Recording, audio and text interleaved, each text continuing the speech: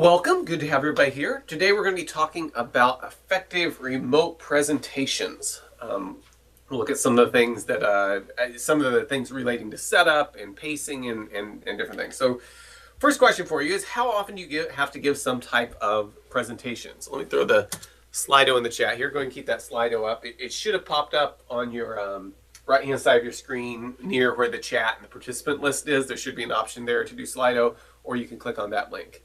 So how often do you have to give some type of presentation?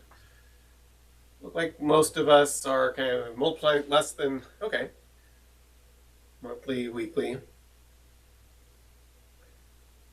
Okay, so it looks like many of us are giving presentations at least on some type of regular basis. So 28% less than once a month.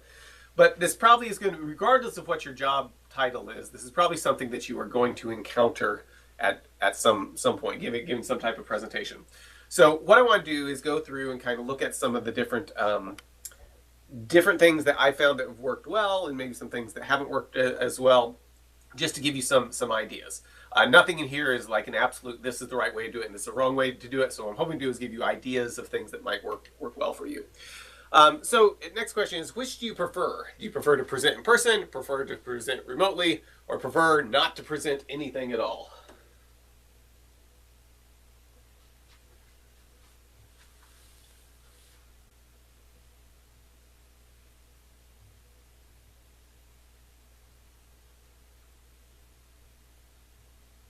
My guess is there may be a little bit of selection bias here that if you don't like presenting at all, this isn't the talk that you'll come to.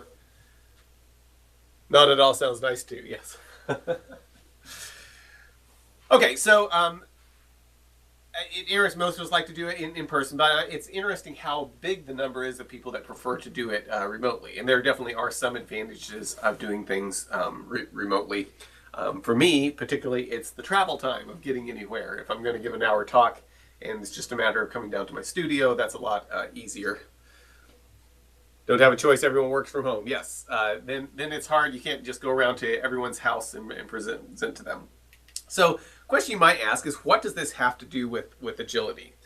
A couple things I'll point out. One is that this talk has plenty of room for improvement. So, I'm trying to apply some agile principles to this talk of making it better. But the bigger thing is that if you're trying to deliver software effectively, one of the biggest things that needs to happen is communication.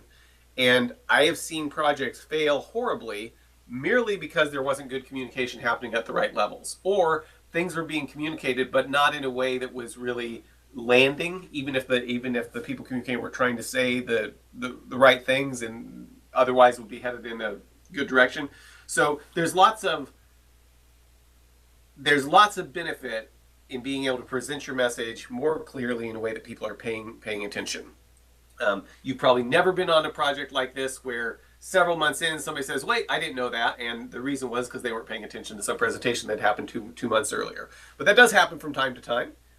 Hopefully it's never happened to you, but those are the types of things that if we're effective in the way that we present stuff, we can steer away from. Okay, so first we're going to look at 4 talk problems, or 4 problems that come up in talks, and then ways to deal with those things. And I want to mention a lot of the stuff, 2 books that I've read, I'm just interrupting myself, I see, that I felt were particularly good on this is the Harvard Business Review Guide to Persuasive Presentations, and evidently showing a green book on a green screen doesn't quite work right. But anyway, this is a good book. I think if you buy it new, it's fairly expensive, but you can get it off eBay or used off Amazon for quite a bit less. The other book that I was pleasantly surprised with was the TED Talks by Chris Anderson. He goes through and gives lots of examples of different talks and what was effective about them, including some that weren't. But this was a pretty good book in just thinking about how to present stuff. So those are 2 things I'd recommend taking a look at. Okay, so we're going to look at 4 problems here. So problem number 1, the talk just doesn't feel fulfilling. Have you ever been on a talk and if you've ever been somewhere and you've given a talk and it just hasn't really landed, even if the content was good, it just doesn't feel like it had a good overall story arc, might be a way of putting it. And I want to point out something here. So here's a question for you. So join the Slido and vote for, why does George have a golf ball in this? And there's not necessarily a correct answer. All of them are correct in one way or another, I believe. And I see Astrid saying that hybrid's the worst for presentations. I've trying to do workshops hybrid has been very, very interesting. I've had more success with it than I thought I would, where I had some of the hands-on workshops I have where we've got people, about half the team is remote, about half the team is in person, and it definitely is challenging. But with our technology, there's things you can do depending on the workshop and stuff that I've had a couple times where it's actually worked a lot better than I was expecting. But yes, the hybrid stuff is very, very challenging because you can't cater to one or the other. You've got to find ways to do both. Okay, so why is George have his golf ball? He's been pretending to be a marine biologist. He recovered it for Kramer. He has just lost the girl of his dreams, or he's linking the end to the beginning. And yeah, the point I'm trying to make is that he's linking the end to the beginning. And in this episode, it starts off with Kramer's been out just knocking golf balls out into the ocean. Going through golf balls, knocking them out into the ocean. And at the very end of it, you find out that George has been telling this girl he's a marine biologist, and he gets out to the beach, and there's a whale there that's struggling to breathe. And he goes, since he's supposedly a marine biologist, he goes up and reaches into his blowhole and pulls out the thing that's been obstructing its ability to breathe. It's the golf ball, presumably one that Kramer's been knocking out into. And this is like the very end, the closing scenes. I believe his thing is at that moment that I chose to tell her that I was not a marine biologist, and she dumps him, even though he had saved the whale.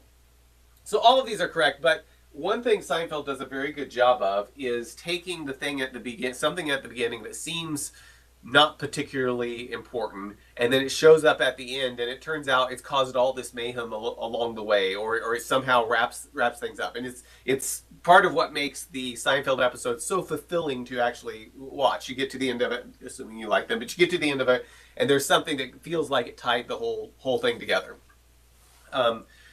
So this is something worth kind of thinking about when you're looking for a way to make your talks stick and land well, finding ways to take what's at the beginning and tie it in at the end, tie it back.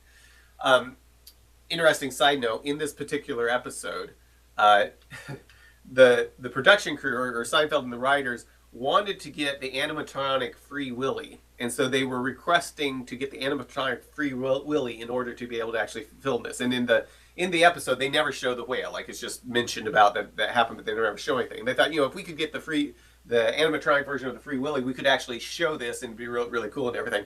Well, there was evidently some type of horrible misunderstanding, and whoever passed it on up the chain for what they were doing thought they were actually requesting to bring in the real whale, the Free Willy, and use him in the thing. And they're like, no, we can't do that, and it's too expensive and stuff. Anyway, it's a fun side fact about Seinfeld. Okay, and so this thing of bringing stuff back at the end, we see that with the idea of having a topic sentence and a clincher sentence. We also see it in musical ABA format, where you have something that's presented in the beginning, and then you change it in all these ways, and then you present it in the end to remind you of what happened in the beginning. I've tried using that in some of my videos, or some of my talks. This is a talk I gave where we actually have not done this one for a while. Should probably do it again. But talking about the way that we develop software and how we're very sure it's very, if we look at Star Trek and say, what do we imagine the future to be like? We're pretty sure that the way we develop software today is nothing like what Star Trek's future is imagining. And then we go through all this stuff kind of talking about how we can improve the software development process. And then at the end, just bring it back around to a Star Trek reference, which was my attempt to try to get that beginning and end tied together. So the question you're trying to answer here, or the thing you're trying to ask yourself, is: does the end of your talk help show the value of what happened at the beginning of your talk? So this is a simple way to make talks more effective and make them land better and more memorable. Okay, problem number 2: people are tuning out or losing focus. So let's try an experiment here. Imagine that I'm wanting to talk to you about boredom, and so I have all this stuff. And this wasn't AI generated. This is actually from a paper about boredom and a study about boredom. So we got all this stuff about boredom. And let's say I'm going through and highlighting things from this paper about how boredom works, so what the meaning of the word is and things like that. So how effective do you think that would be versus if this is what I've got on the screen while I'm talking about it, versus just having the word boredom on the screen and then me explaining the things that I want you to know, that's relevant for my point. Or even better, what if I just do this? And we're going to talk about boredom, and I've just got this on the screen. And we're going to talk about boredom, and I've just got a single picture. So which would keep your attention more? Multiple paragraphs about boredom, a single word boredom, or a picture of the fox yawning?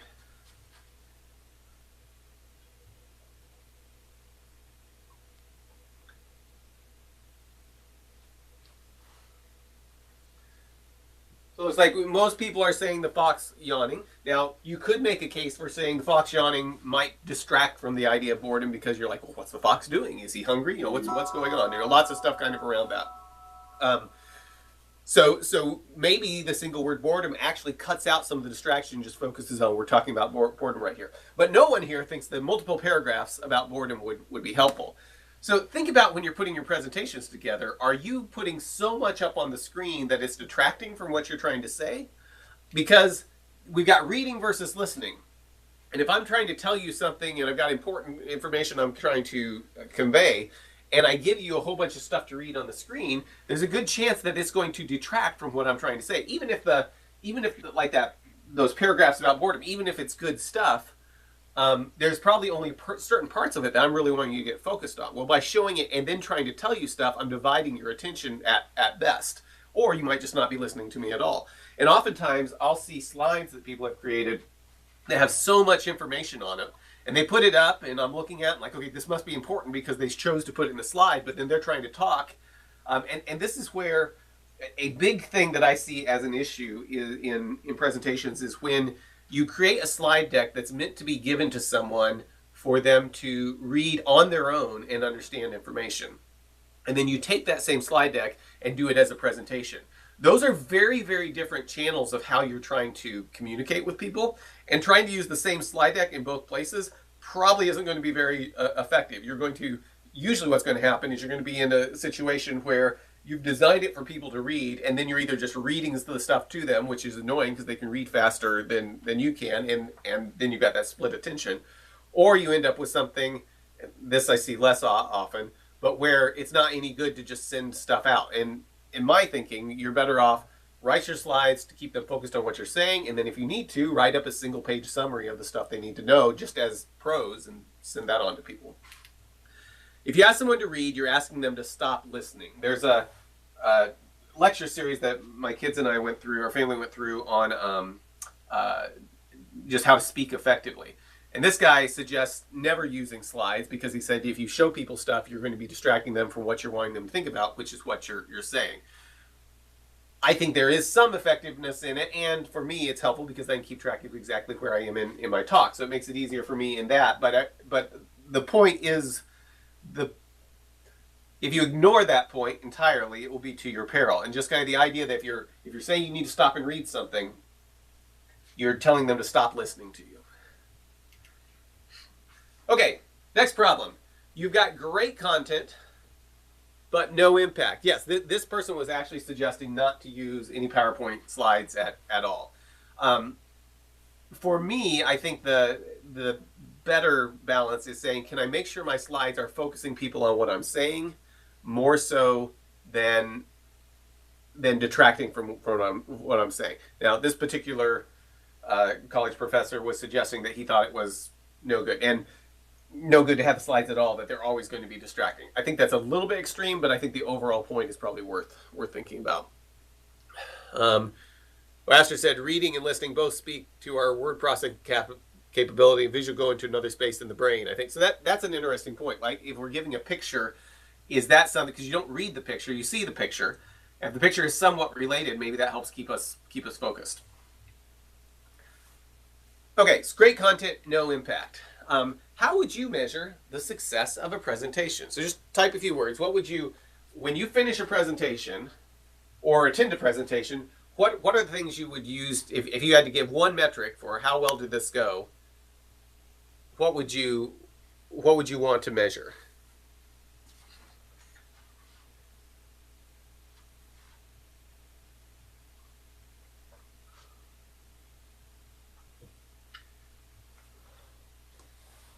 You get engaging questions. Okay, if people are engaged, if they're paying attention enough to ask questions, that's great. Call to actions made, so like people know what to do from it. Ratings on the evaluation, questions received after. Memorable and people are excited about the topic. Engagement, quality of questions. Yes, questions are a really good way to tell what people are doing. People doing what you want them to do, following the vision. That's very well stated. What people remember the day after. I really like that because, yes, if it's great and then they don't remember any of it. Audience request to talk post-presentation, like what types of conversations happen afterwards. Taking pop quiz, high scores. Okay, well we do a lot of that here, so that's great. Interactive content, so like how are people interacting these things? So these are all very legitimate ways, and no one actually said, are there snacks? I see, which I consider to be a hallmark of great presentations. If you have snacks, that's a very good sign, which is harder to do remote, right? I've considered sending everybody a bag of popcorn and encouraging everybody to pop the bag of popcorn and then we're gonna talk, but haven't dealt with those logistics yet.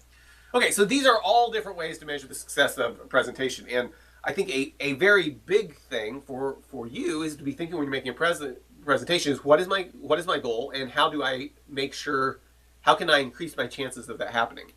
So your goal usually is some type of action.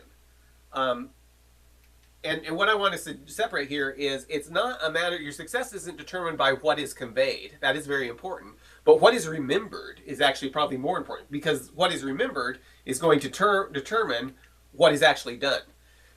We can convey all kinds of great things, and if no one's paying attention, it doesn't, if a tree falls in the forest and no one's there to hear it, did it make a sound? Well, if a great presentation is given but nothing is remembered, was it worth doing at all? Or I like the one, if a tree falls in a forest and lands on a mime, does anyone care?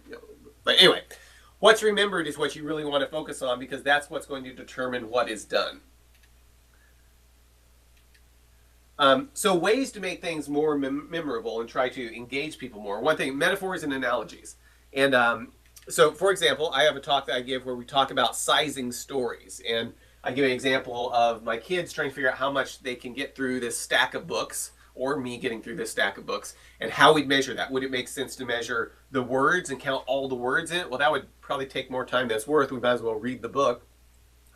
Or can we just measure the number of books and assume each book will take a... But the point is, this gets you thinking about something in a space that's very different than what we're talking about when it comes to software, where things are more abstract and harder to reason about, and we're dealing with bits instead of physical things. So this type of thing, so what's obvious when it comes to books is very easy to miss when it comes to software. So by using this as an analogy, it gives people an example in a different area, and then we can reason by analogy, how does this work over in this other area when it deals with software. And this is a way to make things memorable to people because you get to interact with it in a different way, in a way that's maybe a little bit more concrete. And usually when I give the talk, I've actually physically got the stack of books in my hand that we're doing. And if I'm in person, they're sitting on the desk and people come up and pick up the books afterwards and take the picture of the, look at the picture of Pinocchio or whatever. It sticks with you in a way that we've now got something that we're anchoring the idea that's very abstract to something that's a lot more concrete. Yeah, Astor's got a point. The action might be to stop doing something. That's a good point. So another way to help make things to where it's going to be memorable are outrageous examples. So if you attended the behavior-driven development talk here recently, I had this example of the Specs Wasp, and we go through an example from that. Well, that's an outrageous thing that sticks with people. Sometimes I had one person said she's very traumatized because she hates wasps, and so she didn't want to attend that section of the talk. And so that's legitimate, but it's very outrageous. This is what people are very, very likely to remember. Where we went through and showed a BDD scenario for the Specs Wasp behavior. Another example, and I'm using these examples because these are things people have told me that stuck with them. So in thinking about how far we plan ahead, so how far do you need to see ahead? Do you need to know about the deer that's 100 miles away? And my point was trying to make at some point, thinking too far ahead distracts you from what can be done right now. So the example is going to show you the danger of looking too far ahead. So if we look really far ahead at the deer that are 100 miles away, we might miss the giant chicken that's right in front of us right now. Okay, so this is a crazy idea, probably inspired by watching the Hoboken chicken emergency as a kid, which if you haven't seen is sheer madness of this giant chicken running around eating people's potatoes, if I remember right, in Hoboken, New Jersey. Anyway, it's very, very silly story, but what's silly in the story also makes for an interesting comparison here. And the point was to get people thinking about, are we missing the things that's right in front of us because we're so focused on something that's far away? So it's an outrageous example, but I've had people come up and talk to me like months after this presentation saying, yeah, I grew up on a farm and we have to watch out for deer and chicken. And they're remembering stuff about the presentation. Hopefully they're relating it to what we were actually talking about. But when they get to a point where the team's thinking about something that's way far off, it's like, hey, remember that stupid and crazy chicken example Mark gave? Are we thinking about things too far off? Are we looking at the deer that are 100 miles away instead of the giant chicken right in front of us?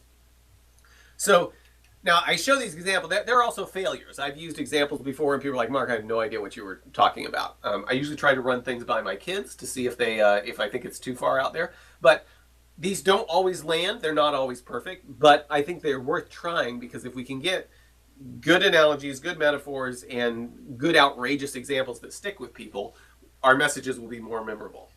Remember, your goal is action. It doesn't matter what information is conveyed. It matters what's remembered and what change comes from that. Okay, so next problem. People don't understand the importance. So you're conveying something that's very, very important, and people just don't get why it's important. There's and I think this came from some of those books I mentioned, it comes from a lot of things, but it kind of made it real to me when reading those books, that there's this idea when you're presenting things that you want to take stuff and take people through this kind of emotional journey of despair. Here's how things are not going well, right? But here's the hope. We can do this. And so now we've got a plan for solving this problem. But now, here's another thing that's got despair. But there's hope. And it can be, I'm using hope and despair. It could also be, here's a problem we're dealing with. So it's a low when we describe the problem and get people invested in the idea that this is actually an issue that needs to be resolved. And then we've got a solution. And we've got the high point of the solution. Or thinking in terms of, here's today's difficulties. This is what I use a lot when I'm coming in and coaching with new teams, and say, what are the things that are hurting you today that don't feel good or feel like you're not being able to effectively deliver software. So these are all the difficulties we've got today. But then describing a tomorrow that can look very, very different, where things work in a different way, and we're able to feel engaged and excited about the development work we're doing and feel like things matter, not like we're trudging through things. So today's difficulties and tomorrow's potential. And there's different ways to do this. One way I use a lot of times with team is actually, putting up a poll and asking people what they're seeing. So for example, we can establish that it's a problem to think in terms of the percentage complete when we're not like dealing with actual stories that are done. For example, like saying we're 30% done with requirements, so we're 30% done, or we're done with requirements, so we're 30% done with the project, which is not how it works, but some places are measuring progress like that. But giving people an example to actually interact and vote for things and then talk through that. And through this, we can kind of point out, here's our despair, here's our low part, and then talk about how we can change and do things differently in the future. Help people feel the problem before you talk about the plan to solve it. Not everyone will agree that everything is a problem. And so taking them through that, through kind of that trough of despair of saying, here's, I want to say this carefully, not just here's how bad everything is going, but in some sense, if you're presenting a solution, you need to make sure that people agree on the need for a solution. And so taking people down, like here's how things are going poorly, here's how we're going to, we can make this better if we want to work on it. Okay, so those were problems with presentations. So now let's look at 4 visual problems. So just in the idea of doing remote presentations and trying to make sure that what we're doing looks good, keeps people engaged in the way that things look. Problem. Your talk really needs to be drawn on a whiteboard. So this is a common thing. I don't do as many of these, but I did some talks here last week for a client where we really needed to use a whiteboard for stuff. As a matter of fact, right behind, this is a green screen right here, but if I bring it down, there's a whiteboard or a blackboard behind me. And okay, Google, turn on the blackboard. Okay. And I'll go through this setup in a little bit, but this is, I found, while I like digital whiteboards, they're cool and all, I found it's kind of hard to beat a real blackboard that you're writing on.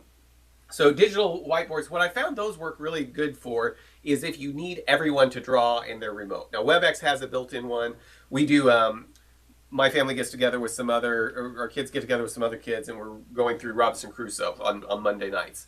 And usually we'll put up a whiteboard and everybody just starts sketching pictures of whatever is being talked about. It's talking about cannibals, so we had skull and crossbones. Different people were drawing things. Kind of hard because a lot of people just have a mouse. But if you've got a digital whiteboard and everyone has a good drawing tool, this can be a very, very effective way to do things, getting people to collaborate. I've finally gotten to the point where I'm more comfortable drawing on stuff with an iPad. I've tried a bunch of things, and I feel I can get something that's almost, but not quite as good as actually having a physical board. If you're looking at actually using something physical, what I've got back there is a physical glass blackboard. So why not use a whiteboard instead of a blackboard? Well, it's because of neon liquid chalk. And if you use neon liquid chalk and put up some black lights like what I've got there, you get something that looks like this. Now, this is challenging to do because the one I've got is highly reflective. And so it took a whole lot of work to make sure you can't actually see the camera set up and things. Actually, you can see it just a little bit down at the bottom there. So it's very reflective. I'm using polarizing filters and stuff to help get rid of that. But the setup here is actually this blackboard, and then I've got all these black light party lights around the edges. So I've got the 27-watt ones across the top, aiming down, and then I stack the smaller ones along the side, shining in. That's what gives that glowing reflection stuff. Now, not that you have to do this. You can obviously use built-in tools and stuff, but I find for actually, if I'm doing a talk that's very needing to write stuff, if we were in person, I'd do it on a whiteboard. This seems to work pretty well for that. I feel like I've got a lot of fluidity in what I'm doing, and it looks good on the screen with the blackboard. I've tried a whiteboard and I couldn't get it to look in ways that I was happy with. So as far as presentation, this is a tool that you can look at. I would suggest if you are looking at getting something like this, look for something that has low reflectivity. That's one thing I did not do when I get this one. They sent me 3 and they kept breaking. This was the 3rd one. Anyway, so that's an idea. This isn't something you have to do, but if you're looking for a good way to convey stuff visually, this can be a way to possibly do that. Okay, next question about visual presentation. So take a guess. On my first fully remote project, I was told I looked like Data, Tom Cruise, Jabba the Hutt, Chewbacca, Cary Grant, a Time Lord, or Dick Clark. I probably looked a little more like Chewbacca before I shaved my beard off a few weeks ago.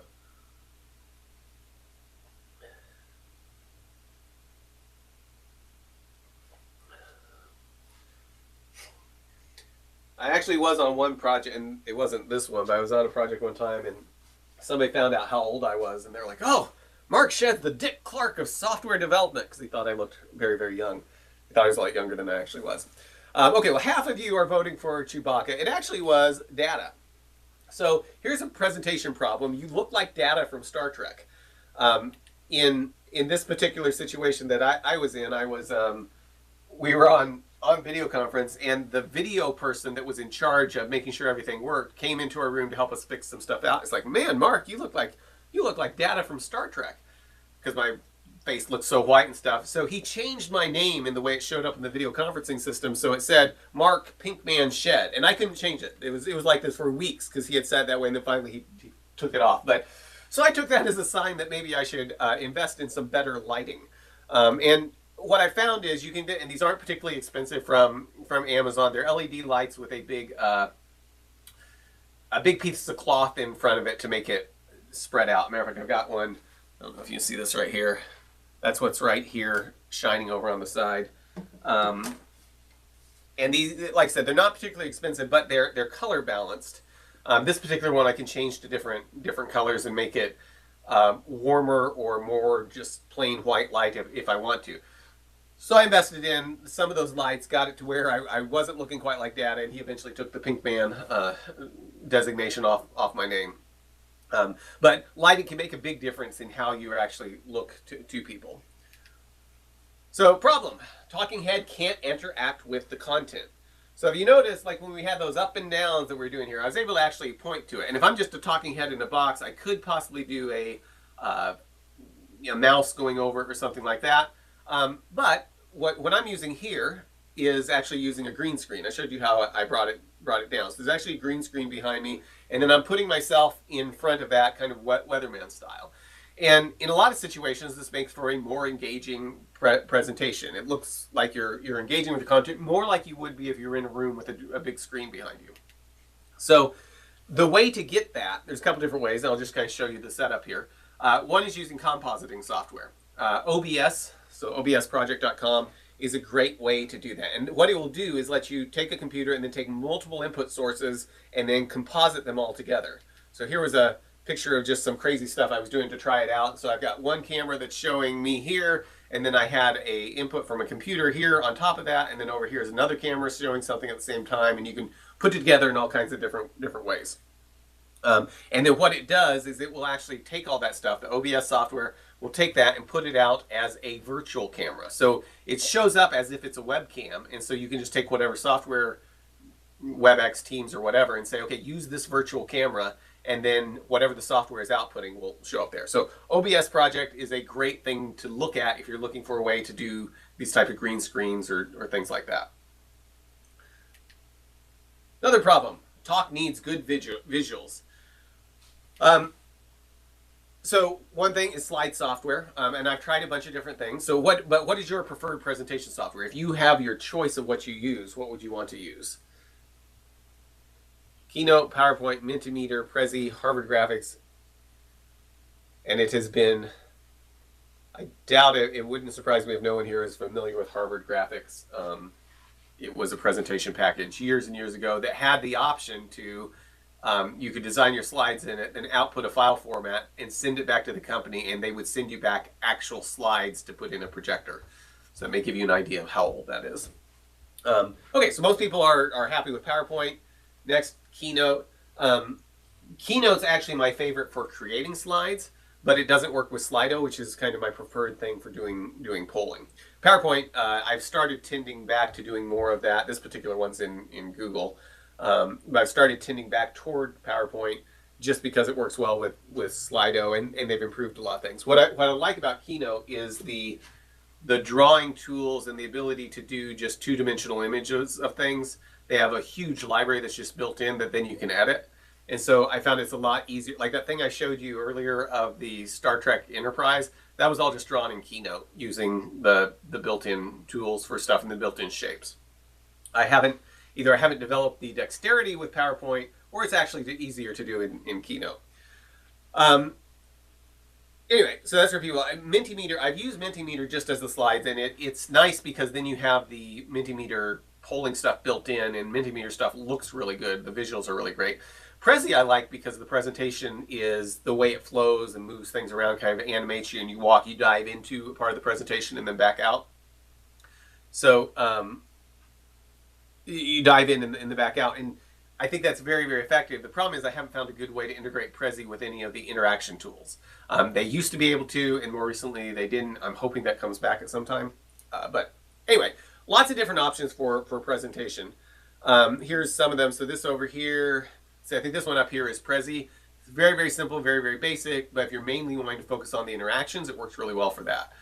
Google Slides, there's a Prezi presentation, and you basically go into each piece of it, and then there's Keynote. And like I said, that image right there was actually just drawn in Keynote, of taking shapes and putting them together. Another thing that you probably are familiar with, and this has somewhat been replaced with AI, depending on how you feel about AI images. But Unsplash and Pexels is a great place to get, and there's some others out there as well, but great place to get royalty-free images that you can use in your presentation. The AI, it's interesting. My favorite AI image, I should have thrown it in here, is when I was doing one for mob programming, and it's got all these farmers with beards yelling at this giant computer screen, and they've got pitchforks and torches and stuff like that, and I love the idea of, it was really funny from a mob programming standpoint. But AI tends to have, and it's getting better, I think, a little bit of a feel to it that somehow doesn't always feel quite right. And the other thing that I find with it is it's also easier to get something that doesn't feel quite right when you're looking at it, and also feels like it's not actually representing things as well sometimes. So if you can find the perfect image with it, and like I said, it's getting significantly better. If you find perfect image with it, it's great. but there's something about an actual photograph still that I think sometimes works better. Okay, next problem. Making remote feel like it's in person. So problem. Okay, so we went through four problems with the with presentation, getting people to pay attention and stuff. Then we talked about four problems just with visuals. Now problems with making remote feel as close to in person as possible. So a problem person looks like they're avoiding eye contact with you. Have you ever had something where like you've got somebody looking over here and they're talking and they're not looking at you at all because their presentation is over here? And I may have been doing some of that right now because my presentation shows up down here. Your pictures and stuff show up, well, right over there next to the camera. So you're just getting to the point that you can look at the camera or setting yourself up to be successful with looking at the camera. Here's one of my early things with doing remote presentations and remote conferencing and stuff was actually I took a camera that had an HDMI output on it. I think it's an HD camera, so it was as high quality as I could use at the time, and then took this tripod and kind of bent it around my monitor so it kept it as close to the top of the screen as possible.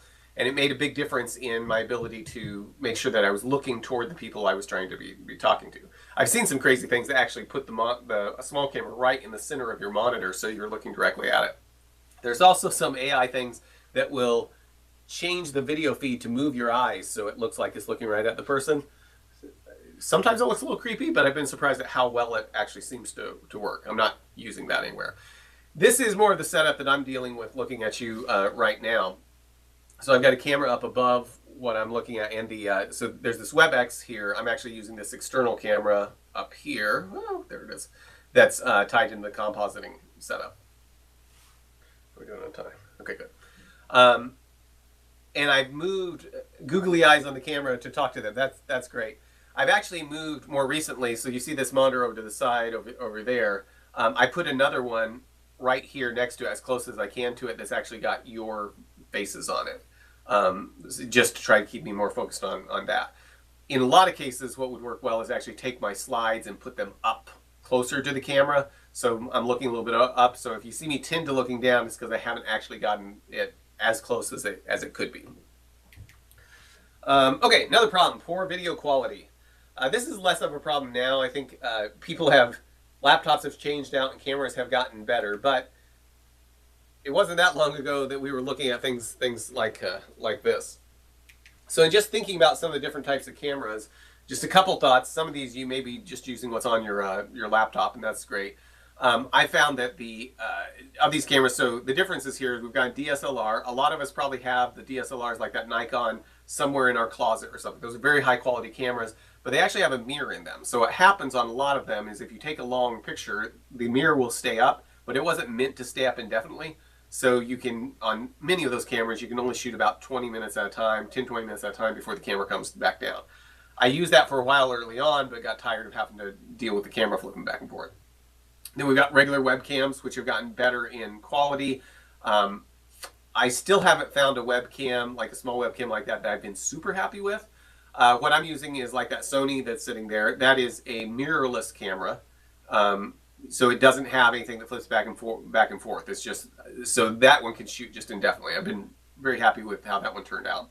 And then a lot of us probably have old just video cameras sitting around or something. Those can work pretty well, particularly if you get them white balanced and stuff. And one of the big differences between these is if you're dealing with a webcam, it's usually got a USB input into your computer, which is how a lot of video conferencing software is going to be set up to expect. If you're dealing with one of these other cameras that have just an HDMI output, then you're going to need to get some way to actually get it into your software. We'll look at ways to do that in a minute. The other thing is like I'm using WebEx, and this is what is actually encoding my stuff and sending it to WebEx. I've got one of these. Now I'm using the external input from it, but for some calls I'm actually using a built-in thing. Originally those things cost, the room kits, I don't know, they were like $5,000 to $8,000 or something like that. But as people change things out, you can get them online for maybe $100 or $200 or something like that. So I've had really good luck buying used equipment off eBay and using it for things, particularly things that let me move some of the processing into just built-in hardware that's dedicated for that particular need. And Aster, I really like the googly eyes idea. I'll have to try that sometime. Okay, there's cameras. Okay, another problem: no feedback or interaction with remote participants. Um, so when it comes to video and audio, making sure that there's ways that you can talk to people. For example, I've actually got all of you, and I know this isn't a lot of us talking back and forth, but I've got everybody here up on a screen next to my camera. People that are on video, I can see because they show up there.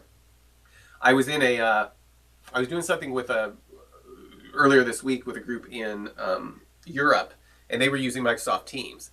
And for some reason, one time we did it, I couldn't see anyone. And then a few days later, when I did my next talk with them, it was a group of maybe 20, 30 people, I could see them on video. And it's amazing how different it is when you can see people and see their reactions to stuff, particularly when it's a smaller team that you're coaching with.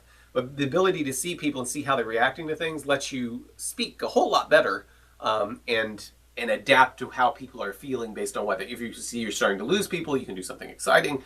If you spill your coffee accidentally, if you look and see people are confused. So just that ability to take advantage of if people are on video where you can see them, getting that where you can see instead of it being behind a screen somewhere else where you can't see.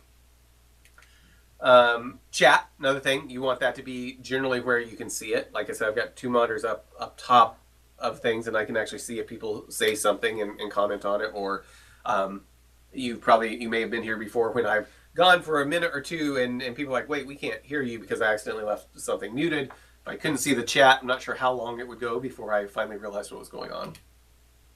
Other thing with interaction is just these tools that let us participate and poll and get feedback and kind of talk through those things. So this is an example of some of the things with Poll Everywhere. That's what I started with. I still use it from time to time. It works pretty good. Another good tool, Mentimeter. I really like their visuals, particularly this thing where you've got like a 2-axis graph of showing different things. That's been very, very effective for stuff. It lets you actually do the entire slideshow in Mentimeter. You just don't have that much formatting options. And then WebEx WebEx bought Slido. So this is what I've been using more recently because it integrates well with the environment that you're in, and it works very, very well too. And there's others out there as well.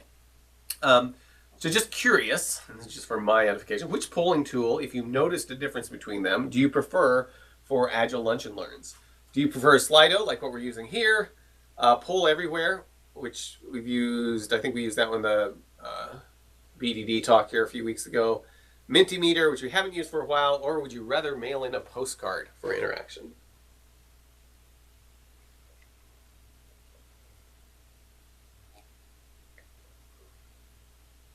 Okay, well, it looks like most people are tending towards Slido, but I'm glad to see Poll Everywhere and Mentimeter are getting a little bit of love here. But lots of different options. One thing to be aware of, though, is we've had situations where at one point, it hasn't been an issue as much anymore, but some of the things when I was doing some stuff with the Treasury, people couldn't get to Poll Everywhere.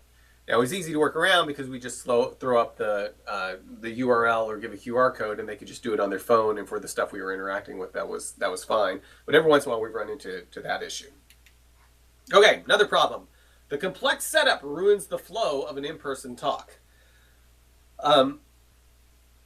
So that happens with our polling tools and all kinds of different things. How do we actually get through the talk without having so much complexity that it's hard to focus on what you're saying, or where the technology gets in the way? And I've simplified things so I don't use this anymore, but when I had a more complex setup with OBS, this is what I was actually using. I got a Stream Deck, and I was able to set it up using BitFocus Companion and Viscero. So I was able to actually move between my slides, but also change what was happening on the encoding computer. Like I said, I don't use this anymore, but I was able to reduce all the things I needed to do down to just a few buttons, and then had that trigger the things. Now, between doing this and what I'm doing now that's a lot simpler, I think the lot simpler is better because there's fewer things that can go wrong. I may eventually go back to doing some stuff like this, but just be aware this is a tool that can let you move through some stuff and kind of abstract away some of the complexity of needing to change from thing to thing. So we're always going to look at possible technical problems. So imagine you're going before a judge online, but your video is showing you as a cat. What do you do? So imagine this technical problem. And this is not a hypothetical situation.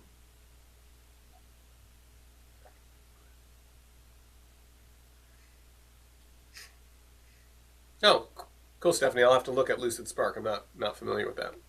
Okay, so you go before a judge online, but your video is showing you as a cat. What do? Stop until you fix the problem, ask to proceed anyway, or request a delay while you find a 13-year-old to help you.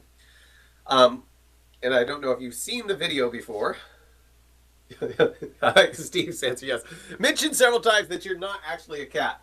Which is indeed, Steve, is indeed what happened here, right? Here's the situation. We've got the judge and another lawyer, and one lawyer shows up looking like a cat for some reason.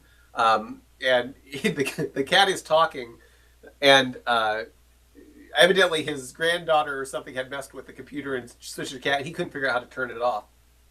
What I thought was funny about this is you find it online. Is there's this thing right here saying recording of this hearing or live stream is prohibited, but it got recorded, very much to the joy of people around the world watching a lawyer there trying to figure out that he's trying to explain that he's not actually a cat. So technical problems, right? We've got technical problems that we're going to run into from time to time. So here's another problem. What you want to show is not where you want to show it. So encoders are something to be aware of because they can be a good solution to some of these problems. And so here's an encoder, it may be cheaper now, but 4K encoder. What the encoders do is it takes an HDMI input and gives you a USB output. So anything that has an HDMI output, you can turn into a webcam, basically. So theoretically, depending on how the encoders work, you could plug a DVD player into one of these and then put it in as a webcam. So these types of things are how we get stuff from the camera or whatever sources we have, another computer or whatever, and then get that into our computer. Now, in a lot of situations, you may have a work computer that you're not allowed to run some of the software that we've mentioned on it. But there may be an exception for plugging in your own webcam, and that's what these work as a webcam. It just takes HDMI and converts it to USB. So in a lot of situations, even in government situations I've been in where it's really, really locked down, this particular thing is allowed. So it's something to look into if you're trying to do something more complex, but you can't install the software you need on the work computer. I'll show a layout of that in a minute.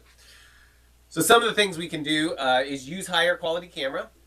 We can present on the video channel, which is what I'm doing here. I'm presenting on the video channel rather than usually in a lot of cases you have the video channel, which is going to be your face, and then you've got where your slides are going to be. And what I found works well in a lot of situations is to use the video channel where I can get into it as if it's a USB camera, and then just present all my stuff on that, and then just have, like, for example, in Teams, you say spotlight me, and then your picture is the big one that shows up there. And then show the composite video on the video channel. So here's a simple layout, like I was describing. So I've got a client machine that I'm not allowed to install software on, but I am allowed to hook a webcam up to. So I take an encoder, plug it in as a webcam, and then I can have my presentation laptop HDMI to the encoder. And then I can expand on that and actually put a camera into it. Or I can even put an entire computer there that's doing all my compositing. It's got an HDMI output, so there's no interface, data interface from my compositing machine to the client VPN. It's just showing up. It's as if I've got a very, very complicated webcam that I'm hooking into the client machine. And so then I've got my HDMI from my camera and then my presentation laptop, which are using encoders to get into the compositing software and put everything together with that. I've also used a similar setup here when, this is kind of what I'm doing now. I'll show you a more complex one here in a minute. So I've got the WebEx codec, and I'm using HDMI into that. I've got a device that's compositing it all together, and my camera and presentation laptop are all going into that. Old netted machines as possible. Yes, you can do all kinds of crazy things here. But this particular part of that presentation can basically be done. This is what I'm using. There's a device called the ATEM Mini, and it basically has a bunch of HDMI inputs on the back. It can handle green screen, and this is, I've got a slightly bigger one, but this is what I'm using. So this puts all the stuff together and then sends it to the WebEx device. But it also has the USB output, so I can actually plug this into either a client machine or to my own machine if somebody's using Teams. I can go in on my computer, just plug this in as if it's a USB webcam, and then show exactly what I'm showing right here. So it's been very, very useful for different things. It also does things like let you record it and things like that. So when my kids have to record a presentation, they come down, get in front of the green screen, record it, and then they've got an MPEG 4 that's got everything all put together, and they don't have to deal with putting it together after the fact. So this setup right here, which is fairly complex, I can replace it with the A10 Mini. It replaces all these parts. And so I basically just got this here taking the camera and the presentation laptop, and then has a USB output that can then go to the client machine, or HDMI output to go to the WebEx device. So lots of different things here. And if any of this, if you're like, wait, Mark said this, and this is something that, feel free to reach out with me. I'd love to kind of walk you through things that I've tried that have worked well in this situation, if that's of interest. Big thing is just make sure that you know what's possible, so you don't assume that something's not when it might be. Different conferencing solutions. I'm using WebEx, obviously. One of the big reasons I started it, well, two reasons I started using that instead of some of the other things that were out there is, one, the clients I was working with in the government actually could use WebEx when they couldn't use other things. Now I think most people can use Teams, but I've kind of invested in the hardware for that. Microsoft Teams I've seen work really, really well too. And then there's some other bigger conferencing solutions that are more of, we're going to send people to a web page that everybody comes to. But different options, there are quite a few different options, but the setup stuff that we talked about should work for any of these, because you can give that feed just as a USB camera. Okay, so just out of curiosity, which of these do you prefer to use? If you get to decide, would you rather use WebEx, Microsoft Teams, Zoom, Google Meet, Facebook Workplace, Amazon Chime? They may have shut Chime down. It was a nice platform for doing video conferencing stuff on it.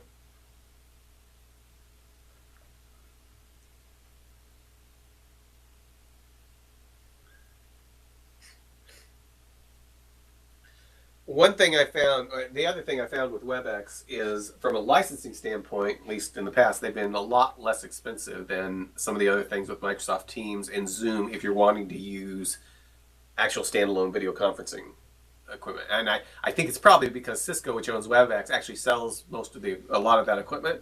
And so they're happy to give you a good license to it because they know you're going to buy some of their stuff. Okay, so most of us, it looks like, are in the camp of Microsoft Teams. And I've seen Microsoft Teams work very, very well. It's a very nice product. And they've made, through COVID, they made a huge number of improvements to it.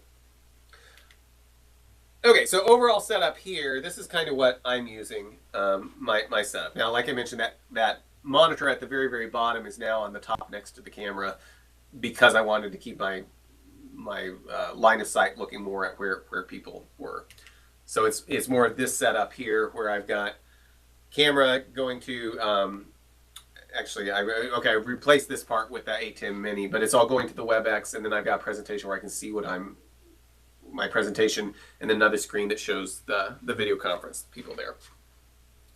I will tell you a story. I was giving a talk a number of years ago, and like I mentioned, the video conferencing thing, so this piece right here, the WebEx codec, has a camera, and I have to remember to turn it off, because if I leave it on, you'll get a nice view about me from the waist down, and you'll see the green screen and anything that's on the floor. Well, I was wearing these fuzzy slippers that my wife had gotten me because it was cold and they were very, very warm, and I accidentally left that camera on for the whole talk. And after the talk, somebody's like, yeah, it was kind of weird. There was this shot of you from the waist down, and you had these fuzzy slippers, and I had like some junk sitting around and stuff like that. So one of the mistakes I've made in trying to do online presentations, which brings us to the point of trying to fail with grace. How do we fail? How do we set ourselves up? If we're dealing with software, we want software where if something fails, it does it gracefully and not catastrophically. It's a while back, but I was trying to do a presentation, and right before I did the presentation, I was doing some demonstration with some robots using behavior-driven development. They pushed out a firmware upgrade that kind of ruined everything for a while because all the robots had to update. So this was the best grace I could have in the failure, which was basically just telling people we'll reschedule it for next week. Had I been anticipating that failure more, I could have pivoted to something else, but it was like 5 minutes before the talk that I realized everything that had worked the night before didn't work anymore. We'll skip on through this so we can keep on moving. So failing with grace, couple things, backup equipment. So I've had times where for some reason the setup didn't didn't work, something got upgraded, I have a whole nother computer that I can sit down and give a talk at, just to make sure that if there's something important happening, one single point of failure isn't going to keep me from being able to get on and give a talk. Degrading gracefully. If we do get to a point where for some reason something, the ATEM Mini gets fried, which I've had happen before, I can actually switch to a different camera. There's different ways that I can get to, may not be quite as good at this. I can even go to the talking head just with a presentation. Different things can fail in ways that have different ways that I can get around them. Another good thing to fail with grace is probably make sure you wear pants. I've heard of some situations happening where people assumed they were going to be seen in one particular way, and it turned out they had a camera on they weren't expecting, or they moved somewhere they weren't expecting, and it turned out to not be a good situation for them. So setting up even just simple things. I was working with one team that was all online, and one of the gentlemen that was working with it had the camera pointed back toward the back of his house. Well, at one point, one of his family members walked by the camera wearing a towel. I think they may have been coming from the hot tub or something like that. But if you want to be set up to fail with grace, you may not want your camera aiming at where your family life is going on. Aiming it back into a corner, setting up your desk or whatever it is, so you're not going to, if somebody comes out that's not expecting to be on camera, your camera is not pointing directly at them. Having alternate paths through content. So if you start running out of time, you can shorten things or dig into something more deep. And testing your presentations. My family has sat through many of my presentations and given me feedback on them. And also just the technology of trying to, how are we going to display any of the interaction stuff. Those are all things where lots of stuff can go wrong, and so anything we can do to make that more reliable is helpful. So the big thing I want to leave you with is good talks are not about technology. We've looked at a bunch of technology here, but the technology is not what makes a good talk. However, obtrusive technology can really ruin a talk that's really, really good otherwise. And bringing things back kind of around to the beginning that we talked about, of thinking about today's difficulties, tomorrow's potential, I want to point out that a lot of what I've tried to do with this talk is talk about a problem and then a solution. Here's something that can be painful, and here's a way we can potentially resolve it. Now, it may not have the deep emotional feel that we'd have with some things, but there's this type of thing going on. And this is my attempt to try to take something from the beginning, kind of the theory stuff, and then show how we applied it here. So that wraps up what I was wanting to cover today. So 2 more things I want to do. Oh, yes, I want to let people know next week, Johanna Rothman is going to be talking about fake agile, which I think is going to be great. And then we just got this one scheduled. This is on the 9th.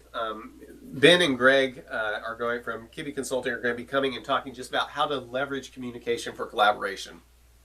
I'm really looking forward to this because they're going to be talking about the idea of when you go into communicating, there's different things that people are expecting to get out of a communication and different styles of what they're doing. And if you misinterpret what they're trying to do, you can try to solve all their problems or communicate in a way that's very, very the right thing if they're trying to accomplish one thing, but very, very the wrong thing if they're trying to accomplish something else. Anyway, talking through them, it's going to be not just about Agile, but I think it's very, very key for dealing with software development and agility, because the way we communicate has a huge outsized impact on the success of projects. So hope you guys can come for that. Like I said, that'll be coming out on the 9th. I'll get invitations for that out here pretty soon. And leave you with one last thing here. If you do have just 2 seconds to give me feedback, I would love to see what you thought of this, what you thought was effective, what you thought wasn't. So next time I get ready to do this talk, I can tune and adjust accordingly. So I'm going to stop the recording.